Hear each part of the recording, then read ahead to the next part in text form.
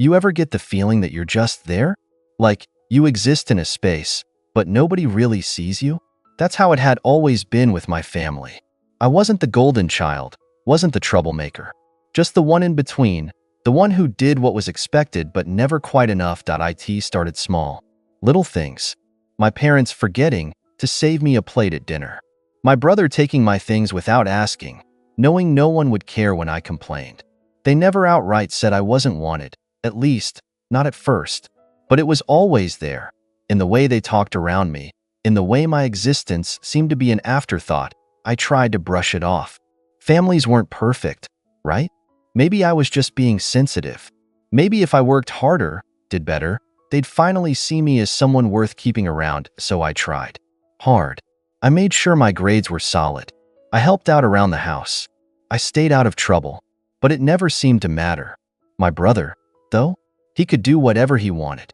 Talk back, skip chores, fail a class, didn't matter. My parents would make excuses for him. He's just a kid. He's going through a tough time. You should be more supportive of him. Every time I pointed out the difference in how we were treated, I was the problem. I was being difficult. And then, one day, the resentment boiled over. But not from me, from them. It was a Saturday night. I had just gotten home from work, nothing special, just a part-time job at a local grocery store. I worked weekends to save up some money since my parents never really gave me much. My brother, on the other hand, didn't have to lift a finger. Anything he wanted, he got. I walked into the house, exhausted, and the first thing I saw was him sitting on the couch, controller in hand, completely zoned into his game. A half-eaten plate of food sat on the table, and on the floor, my backpack. Open. My notebooks and papers scattered across the rug. Dude, what the hell? I sighed, bending down to pick up my stuff. Oh yeah, he muttered, not even looking away from the screen. Needed paper. Took some. I flipped through my notebook, stomach sinking. My notes, the ones I had spent hours on, were gone. Torn out, I clenched my jaw. Are you serious? Finally, he looked at me. Relax. It's just some dumb notes. Not like you do anything important anyway. That hit harder than it should have. Maybe because deep down, I knew that's how he really saw me. How they all saw me. Where are they? I asked, my voice tight, but he scoffed. Dunno. Probably in the trash.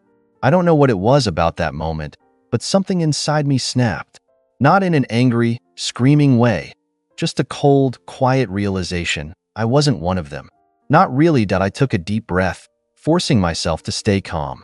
You're unbelievable, I muttered, walking past him toward the kitchen. That's when my parents walked in, and that's when everything went downhill. My mom and dad walked in, laughing about something, some inside joke between them, something I was never part of. But the moment they saw me standing there, the mood shifted. What's with the attitude? My dad asked, eyes narrowing. I exhaled sharply, still gripping my ruined notebook. Ask him, I said, nodding toward my brother. He tore out my notes, just threw them away like they were nothing. My mom barely glanced at him. It's just paper, she said, waving a dismissive hand. I looked between them, waiting for something. Even just a that wasn't cool, or don't do that again. But nothing. Instead, my brother smirked. Yeah, it's just paper, he echoed. Like he knew he'd already won. I felt my fingers tighten around the notebook. Right. Of course. I turned to go upstairs, but my dad's voice stopped me. You know, this attitude is exactly why no one wants to be around you. I froze. What? I asked, turning slowly down why Mom sighed like she was tired of me already. You overreact to everything. Always playing the victim, always causing problems. Causing problems? I let out a bitter laugh. For what? Expecting basic respect? For not wanting my stuff trashed? My brother snorted. God, you're so dramatic. I shook my head.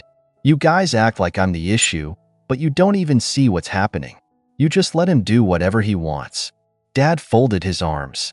Because he's not the one constantly whining. That hit hard. But not as hard as what came next. My brother leaned back on the couch, arms stretched behind his head, and smirked. No one wants you here, man. I felt my stomach drop, but it was my parents' reaction that broke something in me. They nodded. They actually nodded, why Mom didn't say a word. My dad didn't argue. They just stood there, silent, as if that was a fact they had accepted a long time ago. I didn't yell. I didn't beg for them to take it back, that I just breathed. And something inside me went cold. Okay, I said simply, and I walked upstairs to pack my bags. And I left. But this wasn't the end. Not even close. Because the next morning, my phone was blowing up with 12 missed calls. And that's when I knew leaving was the best decision I had ever made. I didn't answer the calls. Not at first. I just stared at my phone, watching as the notifications kept piling up. My brother, my dad, even my mom. For a family that didn't want me, they sure were desperate to reach me now. I let it ring. I wasn't in a rush. After leaving last night, I didn't even have a plan. I had thrown my things into a duffel bag and walked out, feeling numb. I crashed at a friend's place, someone who actually gave a damn about me. He didn't ask questions, didn't push, just handed me a blanket, said, "You can stay as long as you need." It was more kindness than my own family had shown me in years. But now they wanted something. And I had a feeling it wasn't because they missed me. By the time the calls finally stopped, a few texts started rolling in. The first ones were just as I expected. Mom texted, "You're being immature. Come back." Dad texted, "Enough of this nonsense. You need to stop acting like a child." I scoffed. Yeah, I really left. And they clearly weren't sorry. Then, a new message came in, one that changed everything. Mom texted, "Come home now. We have a problem." I stared at the screen, my pulse picking up. "A problem?" I debated ignoring it. But curiosity got the best of me. So I finally texted back. Just 2 words. "What happened?" Her reply came almost instantly. "Your brother screwed up. Bad." And just like that, I knew. They didn't miss me. They didn't want me back. They needed me. And that gave me an idea. I leaned back against the couch, staring at my phone. So now they needed me? Interesting, I wasn't in a hurry to respond. Instead, I let them sweat a little. If my brother had really screwed up, then whatever happened was big enough that my parents, who had never once taken my side, were now reaching out. After about 10 minutes of silence, more messages started rolling in. Dad texted, "We don't have time for your attitude. Just come home." Mom texted, "Please. This is serious." Serious? That almost made me laugh. When my problems were serious, they told me to get over it. But now that my brother was in trouble, suddenly it was urgent. I took my time typing my next response. "Not my problem." A minute passed. Then another. Then my dad called. I let it ring. Declined. A second later, a text popped up. "Dad, you're being selfish." I exhaled sharply through my nose. Selfish? That was rich, coming from him. Then my mom texted again. "Mom, your brother's been arrested." I blinked. Okay.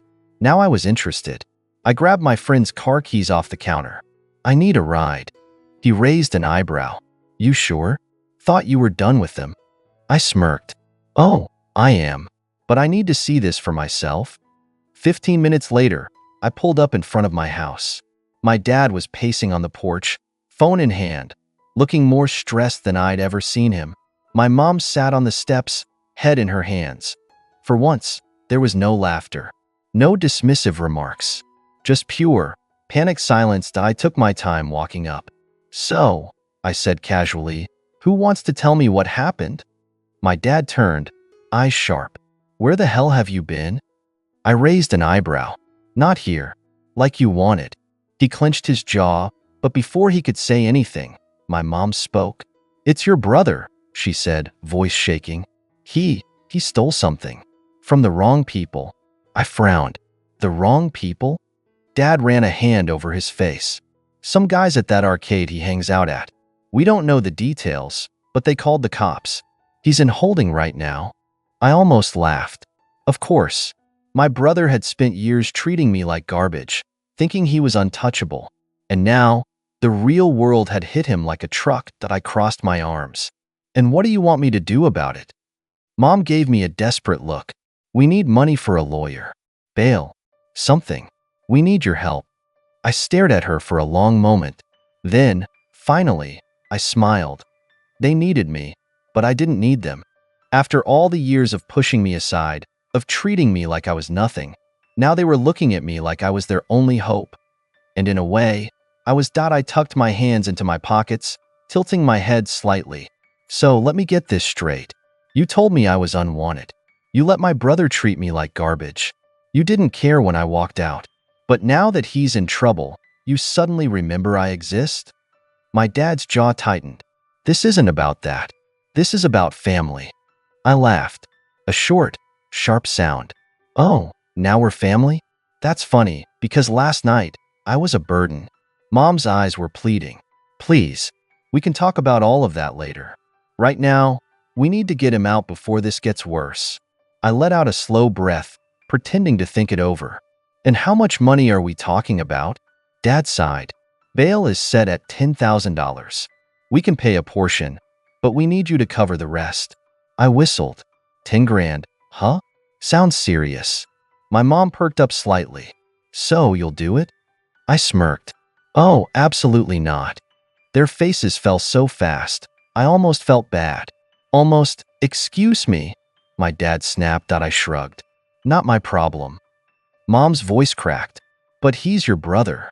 No, he's your son, I corrected. And you made it very clear that I was never part of this family. Dad stepped forward, anger flashing in his eyes. You think you're proving a point? You think this is funny? I met his glare without flinching. No, I think it's fair. Mom reached for my arm. We'll pay you back. I took a step back. You think I trust you? The people who threw me away without a second thought. Her mouth opened and closed, but she had nothing to say. I shook my head. Here's what's gonna happen. You're gonna figure this out without me, just like you always wanted. And I'm gonna walk away, just like you told me to. I turned on my heel, making my way back to my friend's car. Behind me, my dad shouted, "Don't you dare walk away from us." I glanced over my shoulder. You already did it first. Then I got in the car and drove away, leaving them in the mess they created. As I drove away, my hands clenched around the steering wheel. I should have felt triumphant. I should have felt like I finally got the last laugh. But instead, I felt hollow. Not because I regretted my decision. No, they had it coming. But because after everything, even after they'd begged for my help, I knew they still didn't see me as family. They just saw me as a solution. A wallet. A safety net. And now, that net was gone. That night, I sat in my apartment, scrolling through my phone while enjoying a nice, greasy burger from my favorite takeout place. It was peaceful, quiet. The kind of night I hadn't had in years living under that roof. I had half a mind to turn my phone on silent, but I couldn't resist checking my notifications. And, surprise, surprise, my family had not given up. Why Mom had sent 3 messages in a row. We can work something out. Please, let's talk. Your brother is still in jail. We're struggling to get the money together. Please, I know we were harsh before, but we're family. I nearly choked on my soda. Now we're family? Now they cared? That was rich. I was debating whether to even respond when another text popped up, this time from my dad. Look, we can repay you. You just need to trust us. That one actually made me laugh out loud. Trust them? The same people who spent years treating me like an unwanted guest in my own home? The same ones who told me to leave without a second thought? Yeah, right? Just as I was about to put my phone down, another message came in from my brother. Come on, man. You're really gonna let me rot in here? Oh, this was too good. After everything he put me through, all the times he pushed me around, made fun of me, called me useless, and now he wanted my help? I decided to have a little fun. You told me no one wanted me around. I'm just respecting your wishes, smiley face. Delivered. Read. No response. I smiled to myself, stretched my arms behind my head, and took another bite of my burger. Life was good. The next morning, I woke up to a flood of messages. I groggily rubbed my eyes, unlocked my phone, and started scrolling through them. Apparently, things were getting rough for the family back home. We had to sell the TV and Dad's golf clubs. Your mother is furious with me. Hope you're happy. Please, we don't know what to do anymore. And then, the best one yet, my brother. I swear to God, when I get out, you better pray I don't find you. Now that was hilarious. The same guy who needed my help was threatening me? I decided to respond. That's some strong language for someone who needs my help. Try again. An entire hour passed before my mom finally swallowed her pride and sent another message. Please, we're really struggling. I let her sit in that desperation for a few minutes before replying. Tell you what, I'll bail him out. On one condition. She didn't hesitate. Anything? I smirked. I want a public apology. In the family group chat. A long one. I want you all to admit every horrible thing you've said to me, and I want you to thank me for helping. I knew that would break my dad's pride. But if they wanted my help so badly, they'd have to grovel for it. Sure enough, it took them a while, but eventually, a new message popped up in the family group chat. We need to talk about how we've treated you. We've made mistakes, and we realize now how much we've hurt him. We deeply regret our words and actions.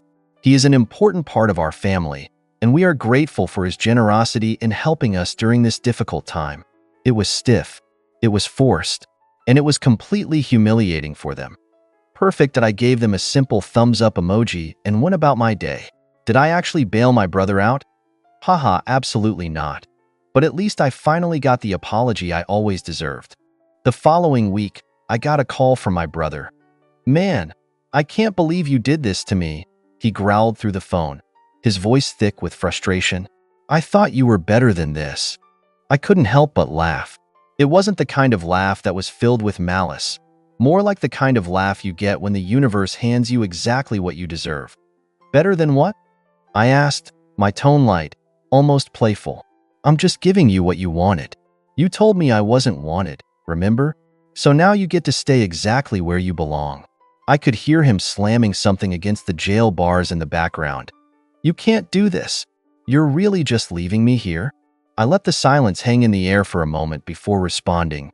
You know, I thought I might bail you out. I really did. But you and the rest of the family? You've made it pretty clear that I don't matter. I paused, letting the words sink in. So now, I get to laugh. I get to enjoy my life knowing that I'm out here living it on my terms, while you're stuck. Enjoy your stay. He didn't say anything for a while, and I could almost picture him fuming on the other end, but I didn't care. After years of being treated like an afterthought, like some invisible shadow in the background, this was my moment. When I hung up the phone, I felt a wave of relief wash over me. I wasn't angry anymore. In fact, I couldn't even feel that resentment I used to carry around for them. All of it had melted away. And just like that, my brother stayed in jail. They tried everything to get him out, but the charges were serious enough that it was out of their hands. They begged and pleaded, but the truth was, they needed me far more than I ever needed them. As for me, I walked away, head high, knowing that I had finally reclaimed my power. I didn't need to lift a finger to make their lives miserable. They'd already done that for me. All I had to do was sit back, enjoy my peace, and know that they would never, ever see me the same way again. And every time I glanced at my phone, with its constant reminders of how desperate they were, I smiled. Because in the end, it wasn't just about the money. It was about the sweet, satisfying taste of revenge. And for the first time in a long time, I was finally living for me. Honestly, this story is pretty satisfying. The protagonist was treated terribly by his family, but the way he flipped the script and didn't help his brother out after all that was brilliant. It's like the perfect revenge, and he didn't even have to do anything too drastic. Just let them deal with the consequences. What do you think? Was it the right call, or did he go too far? Would you have helped, or is this payback well deserved? Let me know what you think.